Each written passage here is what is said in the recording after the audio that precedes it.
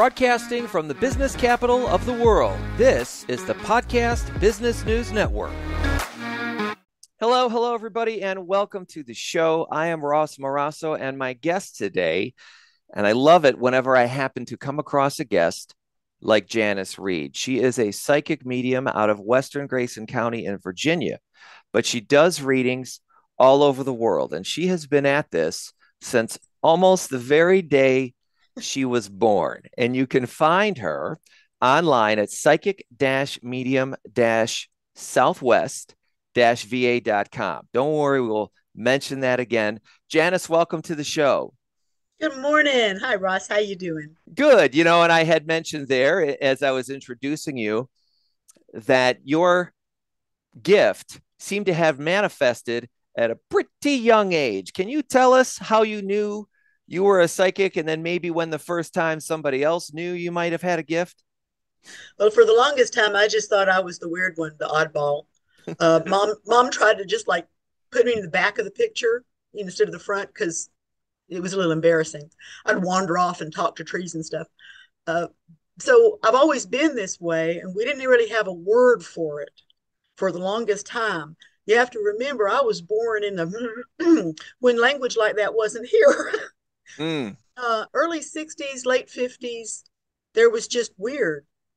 I was, gosh, I guess it might have been 1960. I might have been 2 or 3 years old, born in 57.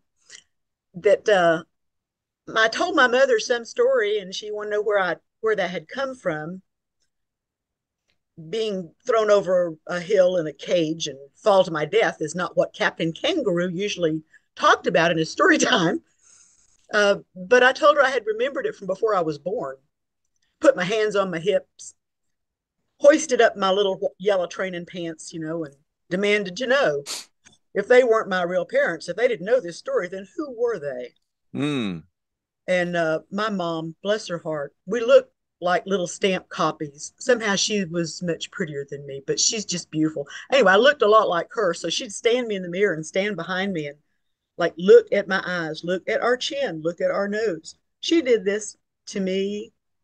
I've always remembered that the last time, and I kind of came in with two sets of parents, the ones I got born to and the ones that I left behind. And I remembered them. So mom had a hard time. It was just, I was the strange kid that remembered from back before she was born, because there were no words like psychic or reincarnation in the farmlands of Ohio. Mom was a daughter of a Southern Baptist Sunday school teacher, and Daddy was a mad hog rider. He was a motorcycle mechanic they were just two different worlds, but mine wasn't one of them. So Mom kept suspicious eyes on me as I grew up. I used to draw pictures. They're really nice, beautiful, odd pictures. And Mom started noticing that about 2 months later, they'd show up on the cover of the New Yorker. So she would start collecting my drawings and wait for the magazine to come out because she noticed that. It was weird little things like that growing up. How old were you at that time when you started making these pictures? Oh, I was in about 8th grade. Okay, so you're just like grade. preteen or early teenager. Yeah, I was just being a normal teenager. And I had not heard of the magazine when Mom started talking about the resemblances. So that was fun. Just different little things as I grew up. I never thought, that I was anything special. When a child grows up, and the child is all the child knows. The child knows the child, and then what the child is told to believe about oneself. So I believed I was the weird one, the odd one, the oddball, Now, did your mom resist, or your family sort of try to steer you away from doing this, or were they just sort of curious about these pictures or any other sorts of communications you gave them? Oh yeah. Well, fortunately, I was never a mean child, so that gave me a lot more latitude. If I was, say, like tearing down things and burning things up, I would go and talk to things and look at them and make friends with them, and so I was more or less harmless, even if I was a little touched. So I got a lot away with things. I was the middle child, so I got ignored, beautifully ignored in my early childhood. Uh, one sister's about 4 years older, and my little brother's about 5 years younger. So my parents raised three very separate families Right. instead At of 10 trying to. years apart. Right, right. So I got my sister was the firstborn. Little brother was the first male child on either side of the family for years. So I got this beautiful ignored. I was ignored. So I got to develop myself with friends and spirits. How do these communications manifest to you, and how can you sort them from your own internal thoughts versus, yeah, please continue. Yes, it's tricky because there is that lean towards schizophrenia where it's not safe anymore Mm, to not be able to distinguish voices and which ones are good or bad. Because I grew up like this, I've realized that spirit really is not mean. There's nothing mean when I talk to spirit. It can be very surprising and shocking. I can be embarrassed and humiliated.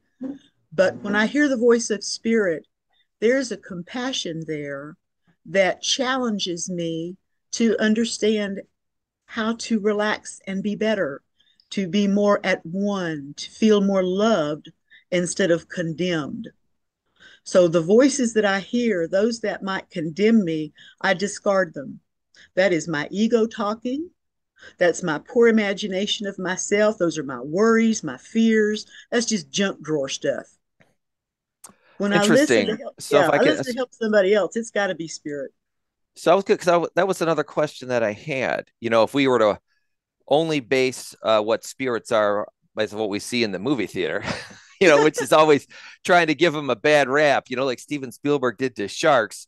They would have us think that all spirits are evil and have bad intention and everything. Are you saying that's exceedingly rare, or to the point of not even a thing? That spirits are there to be helpful, or there isn't a concept of evil for It, them? Explain that to me. well, there's karma. There's all sorts of ways to explain it, but I'm going to use that word if I can. And dharma, dharma is payment ahead. Karma is payment for what you still owe. Um, Hmm.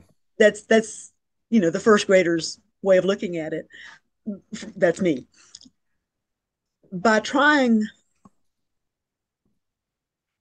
hmm, I get lost sometimes. I get so overloaded. To Let me just take a second and let you re-ask your question Sure, because I'm getting it's a lot of just, other stuff here. yeah, we think just from the media and just to make things fun, and to scare ourselves or whatever, we think that spirits can be evil. But I'm asking you to Mm-hmm. correct that. Like, all right, did I hear Right, you right, right. say that that's not really a thing? For me, that's not really a thing.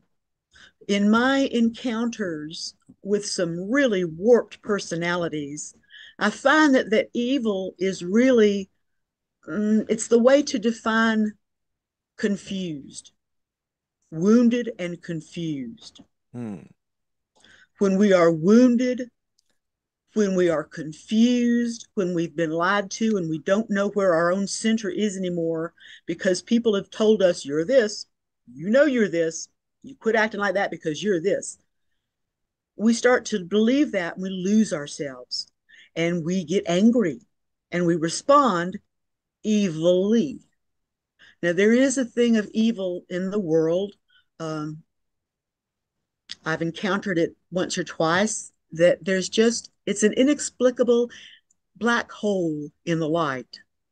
Uh, and I think there are probably little touches of that are necessary so that we can keep the value of what we appreciate. We have to know that there's a value there. But spirits have come to me as a little child. A lot of wars were going on. World War II had ended not too far back before I was born. The Vietnam War was raging as my hormones were beginning to rage in puberty. Warriors came to me. I guess there's a big sign over my head somewhere that says, eat at Janis's. But they'd come and ask for help, and I'd freak out because their bodies were so broken and distraught, and their minds were so twisted, and they wanted to be whole again. They didn't want to necessarily live again. They wanted to be whole, just like everybody else does. And working with that or being worked on by that, I learned that it's a process. We can work our way up from what looks like evil if that's really our goal. If we just like being evil, well, then, that's going to be something I'm in the dark places. The light will get you eventually. So with spirits, do they ever, you hear, I've heard stories of, of course, people who die untimely in chaotic methods, surprising methods, Yeah. very, yeah, just badly, right? Does that carry over to the non-physical realm? Like, do you ever run into spirits who are confused? Do you actually work with them directly to sort them out? Yes. Yes. Gosh, do you want to hear about one? I would love to hear about one. Yes. All right. All right. In the I tend to draw spirits that that just need a resting place. When a spirit passes from body back to the light, light is a slowed down version, or the body is a slowed down version of the light. Mm, Movement mm. is fast, it's quick, it becomes gaseous, etheric. We don't visually see it or able to touch it like the air. But when it solidifies, when it slows down, it solidifies and it becomes bodily, material stuff. It is important to keep my eye on the goal. My goal is to bring people back into a place of awareness. If you wear your sunglasses too long, you stay in the dark too long, and you take them off, you are blinded by the light. Right. So I like to remember that when I talk to people that are truly not my first choice for a dinner party, but they need help. They need service. Ah, And I work for God, I work for spirit. So, I get put where I need to be put rather than where I necessarily want to go. And I like that. I like that because, especially if I'm uncomfortable, it's a challenge for me. It's a chance to have my ego prove itself to itself that I can do this. I can answer the call. so not We're every all day is like all just rainbows, members. huh? Some days are tougher than others. No, no, some Okay. days are really tough. Some days I get a phone call, that something happened that I just sit and we cry together for a while. Other days we, try to figure out where in the world we're going to meet up and party like wild women. Emotionally, things shift, and emotionally, that is what changes our charge from happy to sad. I want to go try it to no way. I'm keeping my hands behind my back and I'm staying back. How we emotionally respond to something shifts the speed of the cell structure and it changes how we feel inside our bodies. So when we're happy, our systems light up and we want to enjoy and be joyful. Dance, sing, walk outside, breathe deep, have a conversation, sing. But when we sit too long and things solidify, it kind of turns to, well, first it gets sloppy like quicksand, and then like slick, deep mud, and then eventually a brick, and you don't go anywhere. But everybody wants to get whole, whether they're in the skin or out of skin. And everyone that is in a consciousness of a human thinking person, um, there are certain places in our development out of skin that we don't relate with syllables and handshakes and bright eyes. It's a whole nother level of communication. But while we communicate like this, mind to mind, mentality to mentality, we're in a similar stew. So we can change ideas back and forth. Some people only want to work with the stew when it's cool or medium, but I'll go in there and deep in with the hot. Um, I listened to a vet one time tell me of what happened to him the minute he jumped off the helicopter, or rather, the moment He did not jump off the helicopter. Mm. Everybody jumped off but him, and he was the only one left. He brought that story to me, and when he told me this really what happened, and then there was quite a bit more of the horrors of that experience, I started laughing. I have no idea why. I was so overloaded with emotion from what this person standing there breathing in the room with me had experienced that I could only laugh. And it made him stop talking. And he laughed. It was the first time anybody had let him laugh about having escaped death like that. It had been 30 years since the Vietnam War ended. Flashbacks, PTSD, they go on. Whether you were from a war or whether, your big sister always used to kick mud in your face, you know, we are the end result every day, every moment of what used to happen. So we're all resembling spirits of our own past. Wow. So, Can we oh, get that and on tape? That was good. yes, of course we did. And by the way, for those of us who tuned in, not right at the beginning of the show, I'm talking with Janis Reed, psychic medium out of Western Grayson County, Virginia. But you can get readings from her via the internet and contact her. She can do them, maybe Zoom or phone, etc., or in person. You can find her at psychic medium southwest va.com. So we're now having a conversation here about emotions, and you've said a lot of things that I think are pretty profound. One of which that seemed like you were implying. Several I want to hit on. One is when we're sitting still, when we're not doing anything, or saying like inaction. From what I heard you say, it sounded like that is a counterproductive or almost at times destructive state for us as human beings to be. Now, go ahead and you can correct me on that or update that. But It's too much. It's too much of any good thing is too much. Too much of any medicine is dangerous. So too much sitting, too much thinking in one spot. By sitting, I don't mean actually necessarily just sitting on never moving your legs. But right. when you sit on an idea, when you sit on an idea, you sit on an emotion, you sit on a belief system, you refuse to budge, grow, or develop along with your idea, then you're just sitting there like a rock and you're getting steady and you're not going anywhere. You're Mm. going to sink. So even if you're positive about a thing, like I know my name is Janis, I still ask strangers just to check. Always check your facts. Things change. Life is fluid. If it isn't fluid, it's not life. So is the idea to, I mean, can we get ourselves at times, like sometimes we come to people like you for support, if we're in this Mm. rut that we can't do ourselves. But one of the other things that it sounded like you were implying that in some circumstances, we just have the ability to flip our own emotions into something more positive.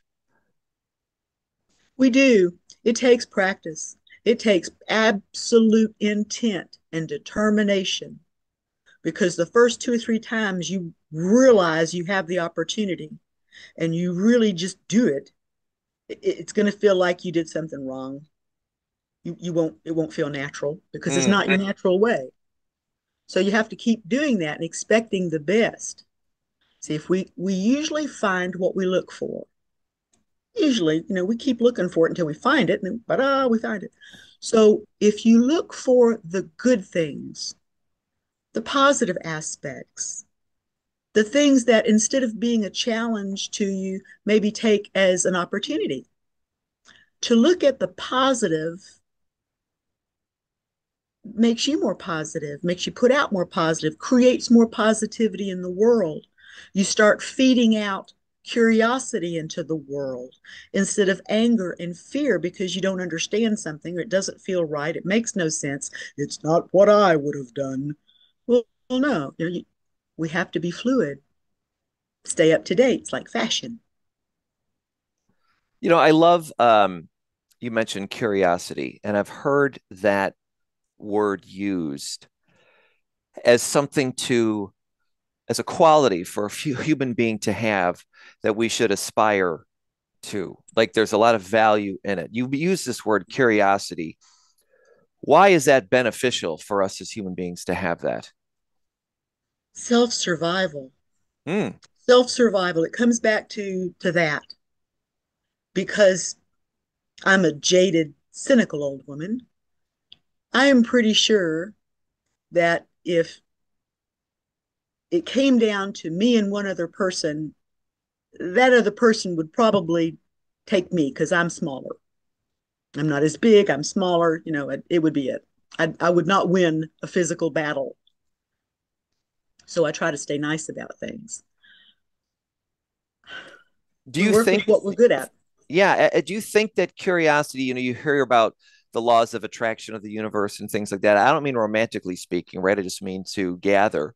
Do you find curiosity as a being a curious person and in I'll just say for lack of a better term, in a positive way, like I'm curious out there into the world, not I'm curious as to what you were up to last night. Like I would look at that as maybe more of a That's nosy. negativity, right?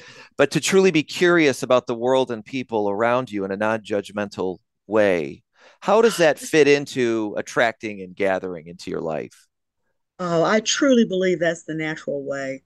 We are all just a little bit different so that we can all learn something, so that we all have something to teach. It's like the great equalizer. We really are meant to work as a team. That's why there's tall people. They can find out what's on top of the refrigerator. Short people like me, my sister used to make me wash the tires on the car, dad's car, because I was closest to the ground. It's the practical sides. But it takes all of us, it takes all the different personalities. And it's sort of like a herd of buffalo. You only really need to turn the first one, the head buffalo. I'm Mm. hoping, I'm hoping that by reintroducing this idea of emotional contentment, joy, back in as a legitimate thing to have, a legitimately one of our senses, instead of something that we should be embarrassed of or hide on or sit on or worry somebody's going to find out about and make us feel bad because we have emotions. We need to live there. This is our natural state. We share, we help each other survive. The people who would divide us, those are, if there is evil in the world, that would be it. Those would be the sinners. The people who would divide us and remove us from our natural state of gratitude, of joy, sharing, living good lives. Doesn't matter who had the big fish. Doesn't matter who caught, the most fowl. Everybody has to eat. Everybody has to sleep. We've gotten so caught up in our individualities. Well, I need you to respect me before I can respect you. When I was a kid, the only way to get respect was to earn it. Mm. That's how it goes. Respect is something you earn, it's not given. Privileges. Privileges are something you earn, it's not something you're just given. I know this seems kind of hardcore, but I actually had to be a grown up before I got my telephone. My kids didn't get them at 6 years old. Right. My grandkids don't get them at 10 years old. There's respecting our autonomy, our individual emotions, and saying that counts means that we don't need to get involved with everybody else's stuff. We need to know who we are. It's like childhood and home life. That should be where we come to reset and to remember how we work within the world, how things make us feel when they happen to us, responsibilities, pain, sadness, loss, joy, gain, how to watch a garden grow. We need a home life, which means like less video time and more hands holding hands, washing hands, and being a family, being a Mm. team. I got to talk to a great basketball player a couple of days ago, Mr. Smith, Charles D. Smith, compared me with Michael Jordan, one of But his teammates. Yeah, big thumbs up for me because I'm out to help the team. I think the world needs all of us to work together, not just part of us. So I'm out to kind of help take it for the team. what were you talking to him for?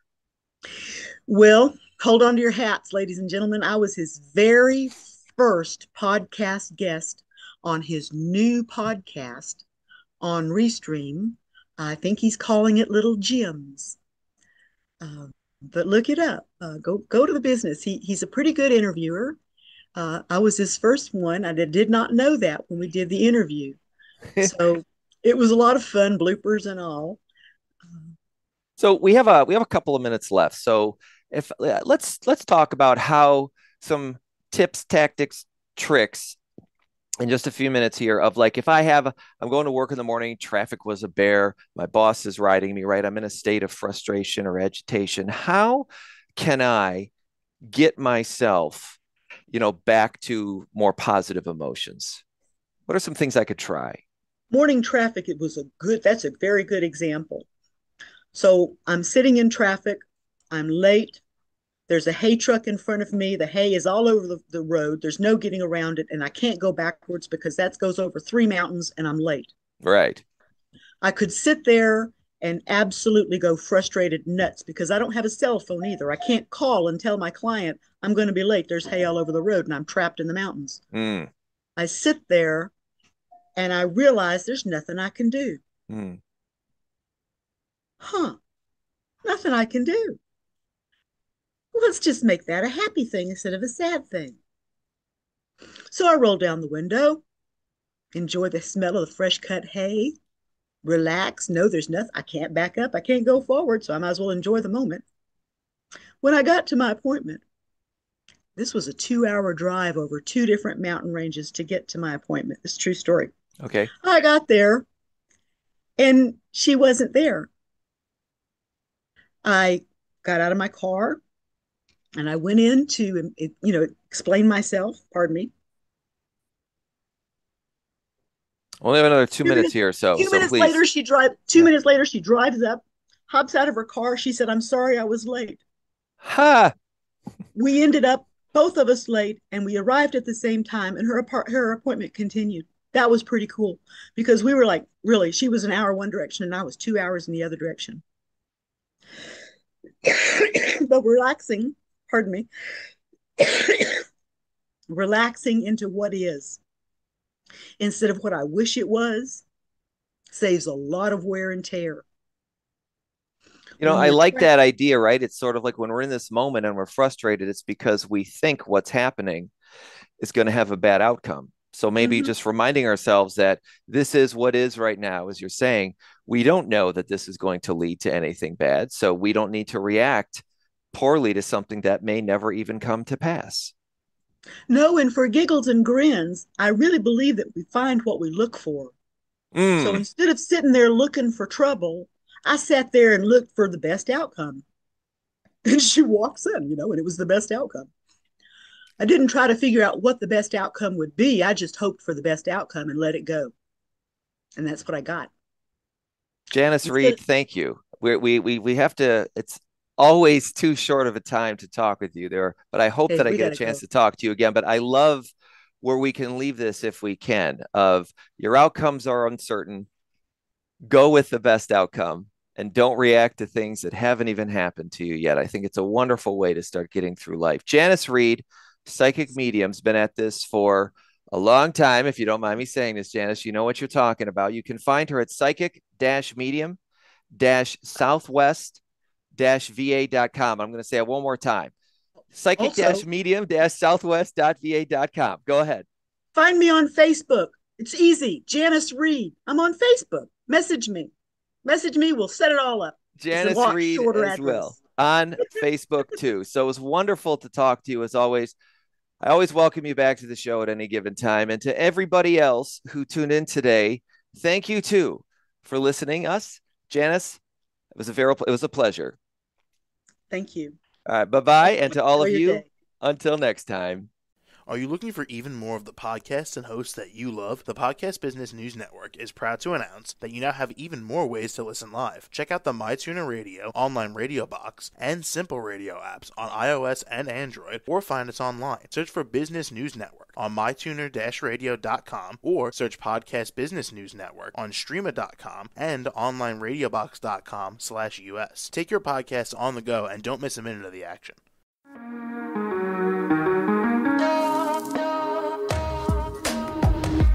Broadcasting from the business capital of the world, this is the Podcast Business News Network. For nearly 2,000 severely injured veterans, everyday life has become filled with barriers. Day-to-day simple tasks can become pretty daunting. I have to carry my chair up 2 flights of steps or have somebody do it for me. What scares me the most is just the falling. When I'm struggling with my house, I think, to have that one great barrier just knocked down, it's crucial. Home for Our Troops is a wonderful nonprofit that builds a Mortgage-free, fully adaptive, handicap-accessible house. And there's no catch. It'll be our very first home that we've ever owned. This is a game changer. This is where your life begins again. We need you to join us in completing this important mission. Please visit hfotusa.org and help build homes and rebuild lives. Because of you, everything's going to be okay.